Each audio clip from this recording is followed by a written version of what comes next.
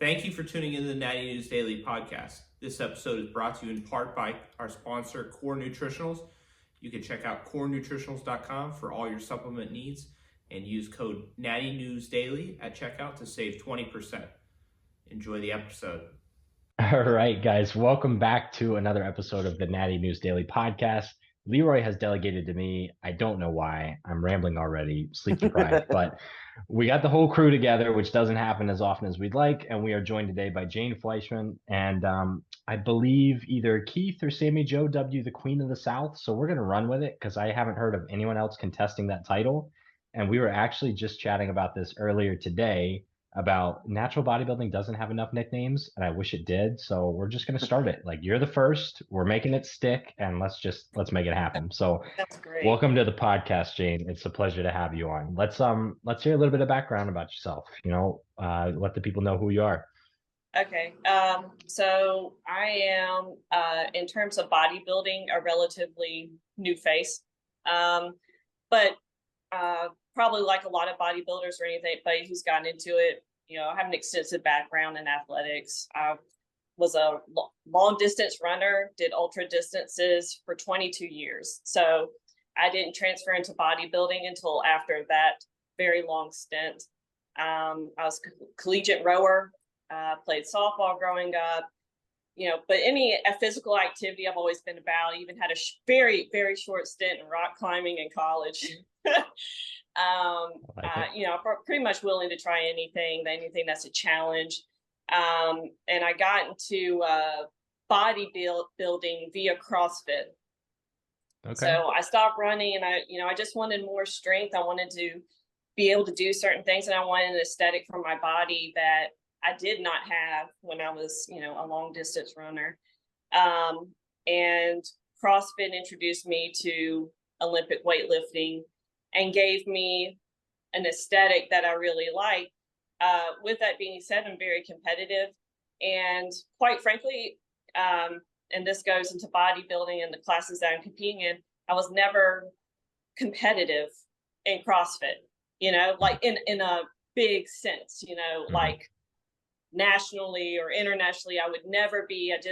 I don't have the bone structure. I have like a 3 3/4 ring size, have tiny wrists. I have a very actually small frame, which people don't really realize until they kind of meet me in person. Like, oh, you're like kind of a small woman. I'm like, yeah. So I've worked really hard for what I have, and I don't do powerlifting. I don't have particular goals when it comes to like my deadlifts, my any squats, any of that. So, but I got into somebody just suggested that I do a bodybuilding show for Bikini. They're like, hey, why don't you try this? And I was like, okay, cool. And then from there, I really didn't know, the chaos that would ensue because of it. What year was that, the first show? So my first show was supposed to be in 2020, the year of COVID. So I prepped in 2019. I was going to do Bikini at Rodney Hilaire's Iron Eagle, which is the only show in the South for WNBF, And so I was like, okay. And then COVID hit, and he had to cancel his show and reschedule it for the fall. And in the interim, I got pregnant. So I didn't do the 2020 show. I was pregnant all 2021, but I continued to train because I was like, you know what? This is a lofty goal, but I'm going to go. I'm going to get my pro card a year after having my child. The next Iron Eagle, I'm going to do 2022. I'm going to do that show. And so I trained the whole time I was pregnant. And then it was just madness after having my child to get ready for that show. Lot of sacrifice. It was had a pretty crazy schedule. And 2022, I got my figure pro card unintentionally. Don't you hate that when you just win pro cards? That's the worst. Well, I mean, I was excited about it because when it comes to bodybuilding, like figure's okay. But when the posing for like fit body, fit body's okay. The only thing that I hate about fit body is the heels. And then bodybuilding. Bodybuilding poses are fun. That is the fun stuff. That is the fun posing. You know, bikini is very, I mean, obviously it's about your physique, but it's like overall presentation, you know, being flirty. And that's something that I really, of everything, had to work on the most, because it's just not within my personality. People that know me, you know, they're like, you have to be like this princess pony, flirty, you know, really engage people. And I'm like a war horse. Like, you know, I just want to go up there, hit my poses, and just be evaluated on my physique, not like, you know, how I transition into them, not my personality. So, you know, I mean, figure was one of those things where people said, hey, you have a great, various pros said, hey, you have a great physique for figure. You have a great physique for fit body. And even like, you know, Lisa Lum, the first time I met her was at Muscle Mayhem, and she didn't know what I was competing in. She's like, oh, what are you, fit body? I'm like, no, I'm here for, you know, figure and bikini. She's like, well, you look like fit body. And I'm like, oh, great. So, you know, it's one of those things though with figure, I cannot stand next to an Edna.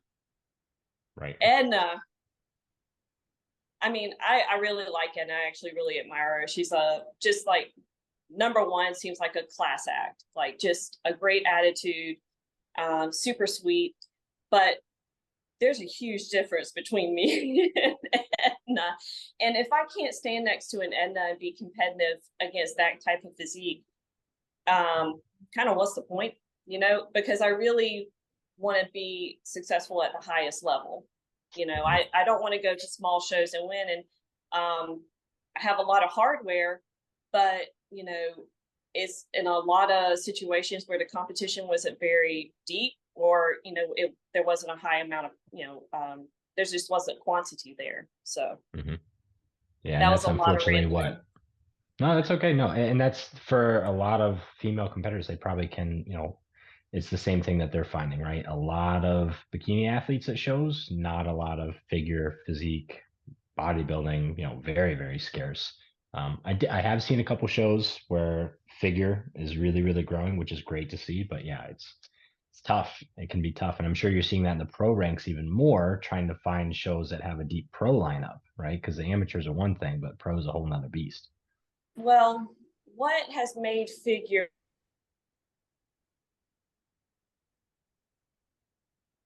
in 2022, and what I told some folks in another interview is like, I got my butt handed to me. One, I did not have that really competitive physique.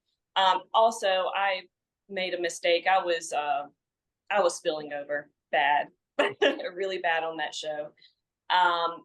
But it wouldn't have mattered. So that's not an excuse why I didn't do well, but I just did not have anywhere near what the top 5 had or 6 had.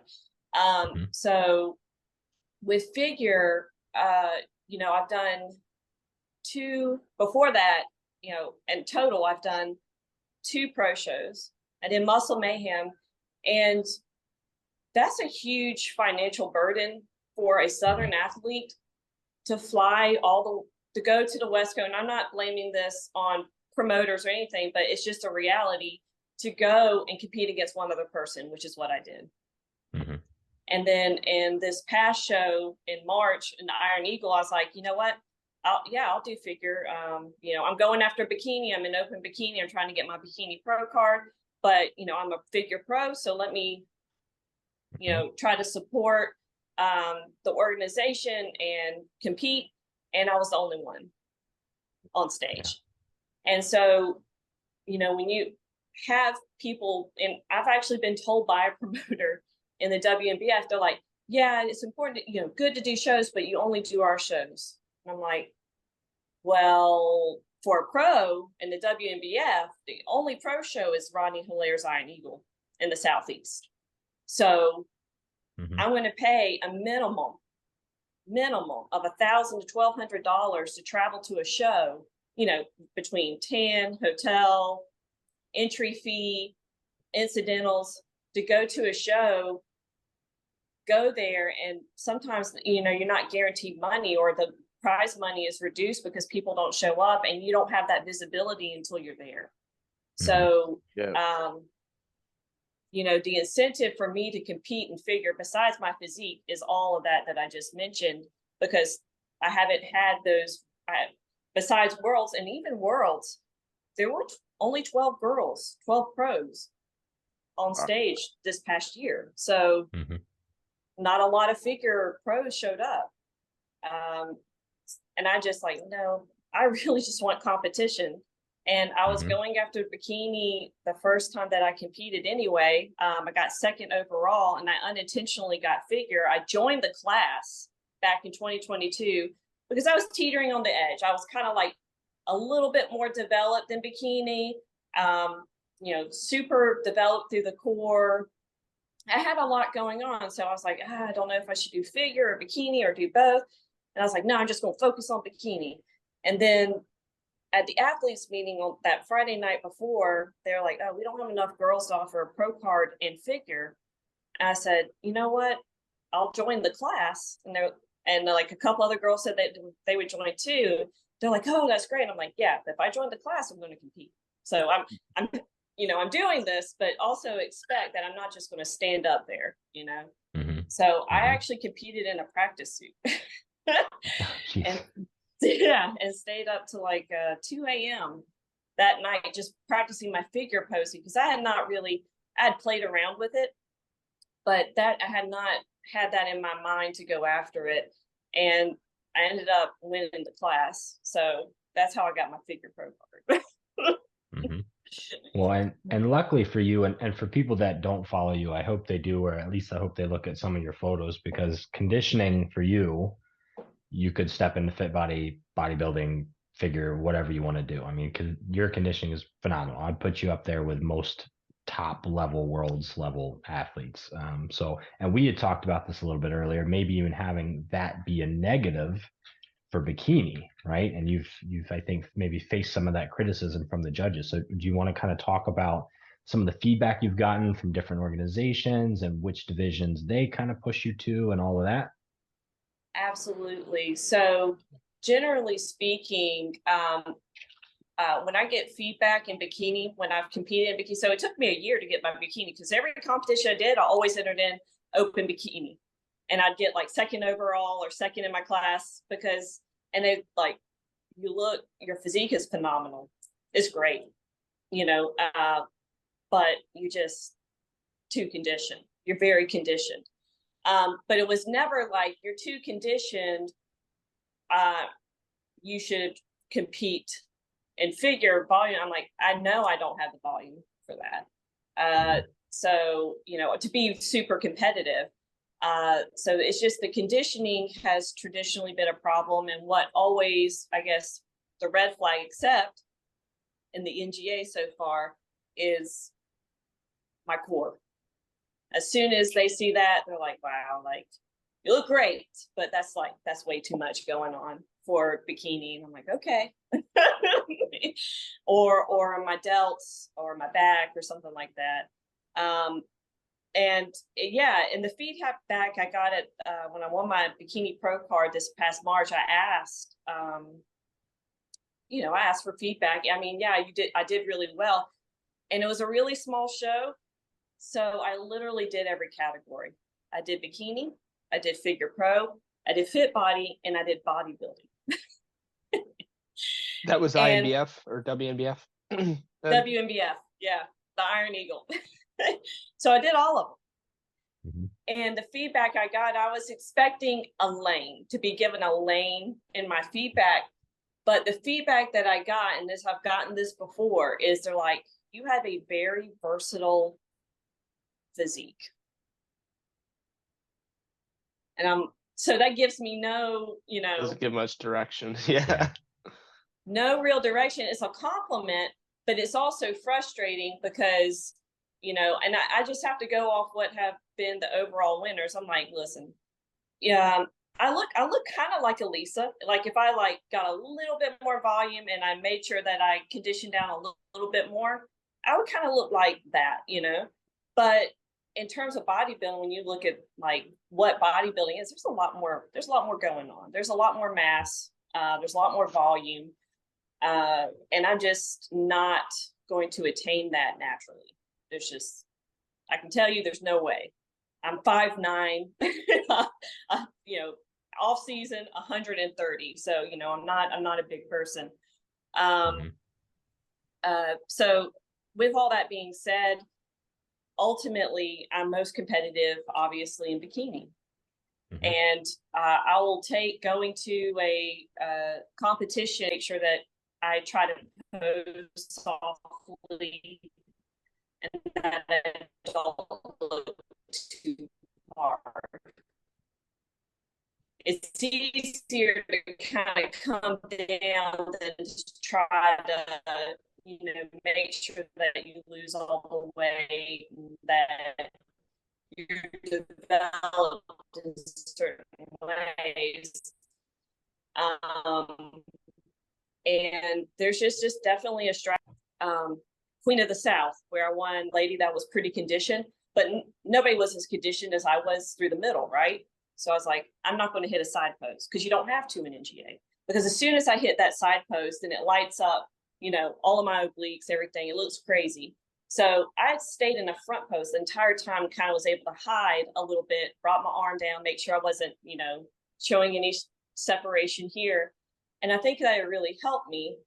And that's where I am with bikini, is just strategy and posing. But the feedback generally in, I think, natural federations is that I'm a little too conditioned.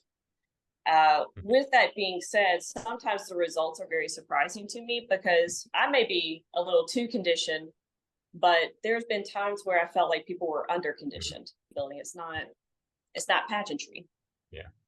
Yeah, and it's funny, like, hearing that conversation, because you're absolutely right. We're like posing to the criteria, and like posing in general can make or break someone. Normally, it's not trying to hide muscle and hide separation. For us, it's trying to like, I think that's emphasize the weak first body time parts. I've ever heard that. Yeah. Oh, trust me, that's that's part of the feedback that I got, is like one person in particular who's seen me multiple times. They're like, you finally learned how to pose soft. And I was like, yeah, I mean, like, because I this is all a one-man show over here. You're like, this is my lab that I'm in. I do my own training, my own programming, my own posing. I do temporarily, like, I've paid like somebody to give me coach posing sessions here and there. But it's just, like looking at hundreds of photos, hundreds of hours of video. I'm like, and I'm a great critique of myself. So I'm like, you're going to have to fix that. But yeah, it's definitely a dance for me. And going into this NPC show this weekend, we'll see how it goes. I kind of feel like NPC is kind of going back to a softer look. I might possibly even there get feedback that I'm a little bit too conditioned. So What's your peaking plan with that in mind? Are you planning on trying to spill a little bit, or? No, I've decided, like, this 7-show run is basically, I'm maintaining a status quo, because, I'm just trying to collect data and data points. So if I show up the same to every show, and I show up to the same organizations, and I get feedback at one show, and then I get this feedback at the other show, it just kind of shows the cracks in the base for me, because I'm not changing anything. I'm not changing as a competitor. I'm making sure that, I'm taking careful attention to my training, to my diet. I'm taking daily photos, pictures of what I look like. And I mean, really, if you look at all my stage photos, if I gave somebody, I look the same, yet I've gotten varying feedback. So it just kind of, I'm trying to get enlightened to the consistency of these different organizations. And I'm just really, I'm interested to see what NPC says, but I'm interested in this next NGA show, this Florida Natural show that I'm doing, because when I asked for feedback from the Queen of the South from Showtime Classic, the first NGA show I did, I was like, hey, I know I won, but what's up? What do I need to work on my physique or whatever? they were like, your physique is perfect. Like literally nobody had anything to say. Nothing. No suggestion. It was just like, you look phenomenal. Your physique is just, yep, it's perfect. Literally the word. And I was like, okay. So that's what made me sign up for this Florida Natural show. I'm like, okay, well, I'm going to show up, do their open pro bikini and their open pro bikini masters, and see what happens. And so I'll be interested to see that feedback. And once again, I'm bringing the same physique that I brought to the Showtime Classic that I'm bringing this weekend. And something I thought of. Go ahead.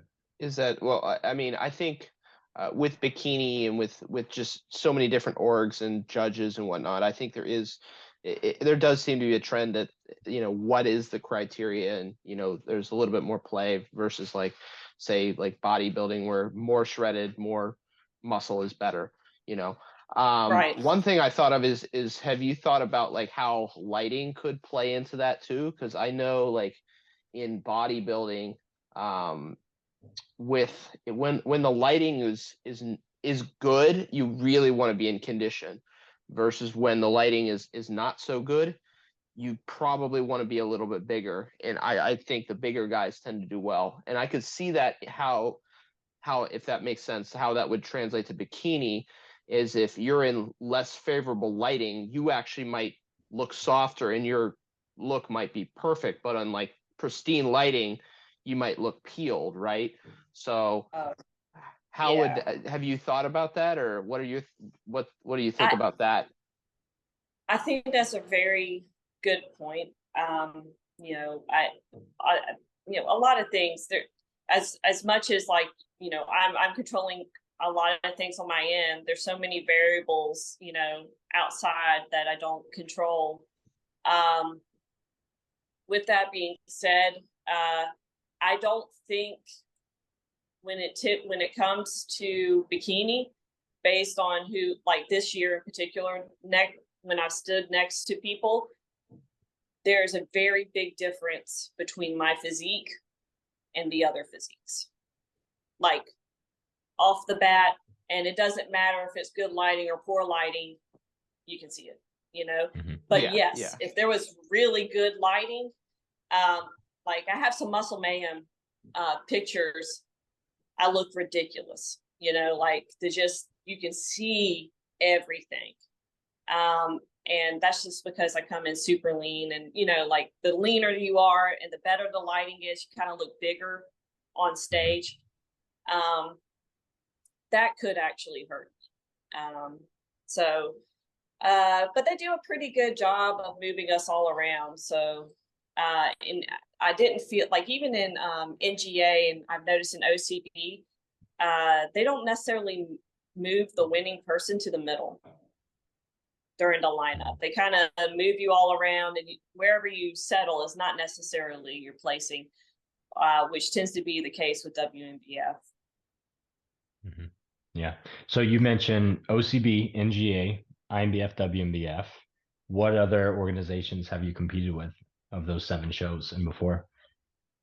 So all last year, all I did was WNBF. Okay. I did the Iron Eagle in March of last year. I did Muscle Mayhem in July or June of last year. And I did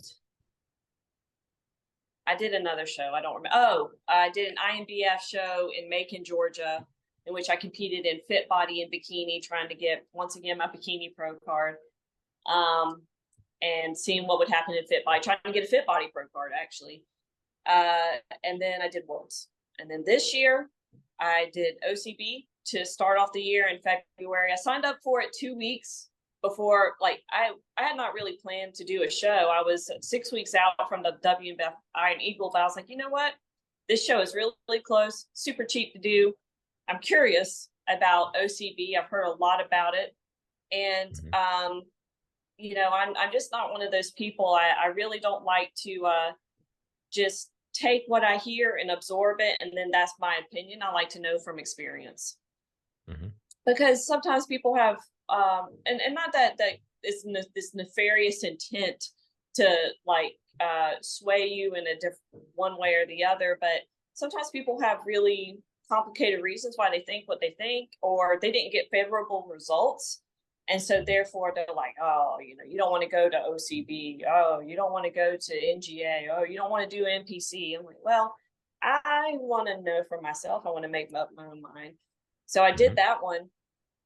And actually with OCB so far, I did that show, then WNBF Iron Eagle, and I turned around and went to Alabama and did another OCB show to try to get my pro card. That one did not go well. as James, as you well know, kind of talked about that one a little bit. And then, yeah, so I did that one, and I recently just did this NGA Showtime this weekend, NPC, and then I'm going back to NGA, and then in June I'm doing a WNBF show. Okay. Yeah. So the reason I asked, besides just to see, where all you've been and what shows you've hit a number of, I'll call it like the larger organizations, at least on the East Coast or like Mid-East even. Right. Probably have enough data points to see trends maybe. And this is something that I know I've noticed. Different organizations maybe favor different things. Are you noticing that with your judging or with who's winning some of these shows? Maybe one organization likes the conditioning a little bit more than others. Some go for, posing as a little bit more important, or, are you picking up on any of that?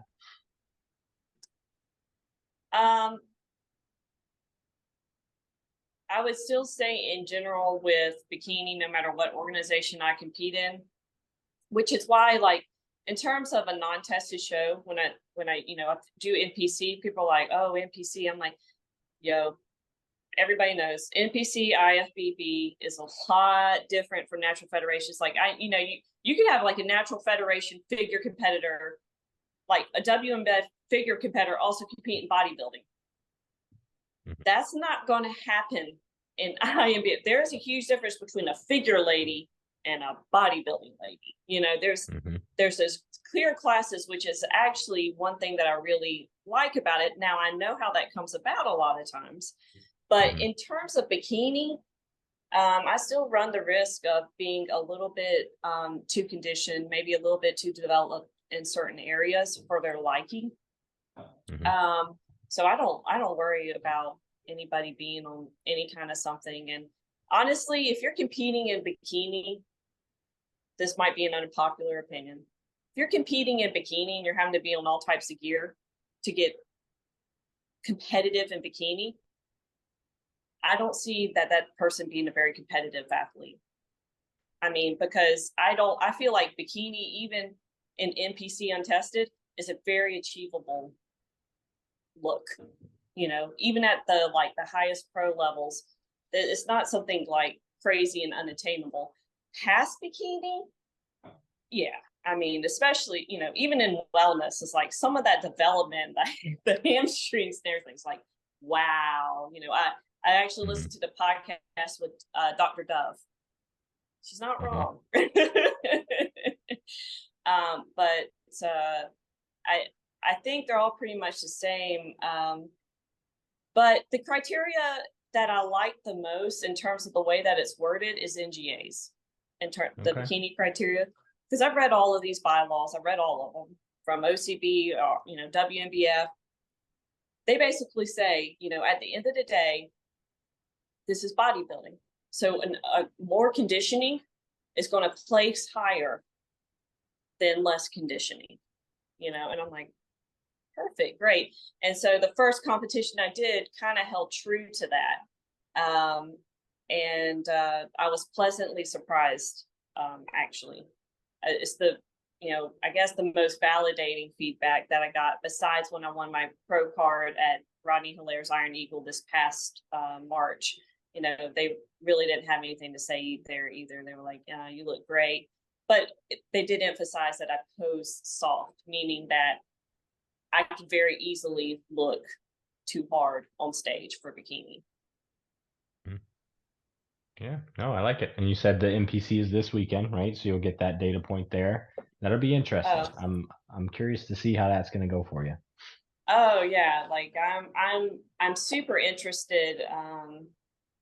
I've seen the winners at nationals and junior nationals, and I've also, I also know what their standard is. It's this Maureen lady who just won for bikini.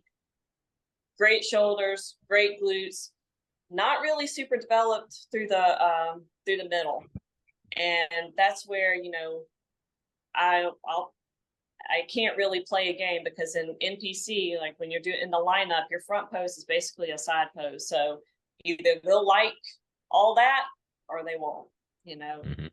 So that, that could hurt me. And then maybe a little bit of the shoulder separation might hurt me, but I guess it just depends on who I'm next to. Yeah, absolutely. Yeah, who shows up, and like you said, you're not really changing your look and just kind of seeing where it falls, which I like. I like to a degree. Like, who you are as an athlete, and that's what you are, and you're not going to kind of play the games, because half the time I feel like athletes try and do that and they end up screwing something up, right? Like, oh, I'm going to come in a little bit softer, or I'm going to try and come in bigger, and they like over carb and then they spill. And you almost just have to let the judges do their job and just present your best you and what you think the best you is. I think, yeah, and definitely. I mean, the one time that I tried to do that, I did it on, my biggest stage, which was Worlds, and I looked like a marshmallow. It did not work out for me. Mhm. And also, if I try to, in particular, once again, I focus on it because it's really kind of like, it's not a problem area. It's kind of like my crowning achievement. But if I try to kind of look softer, like my abdominals get huge immediately because I'm long, I'm stretched out, I have a long torso, and it's just like then I look like I have CrossFit abs. I might look good, like okay, good here, but then this looks really crazy. So I just don't even try to play the game. I'm like, listen, I'm conditioned, I'm very conditioned. That's my look. And I actually got feedback from a NPC judge. So I met one of the judges at one of these natural shows.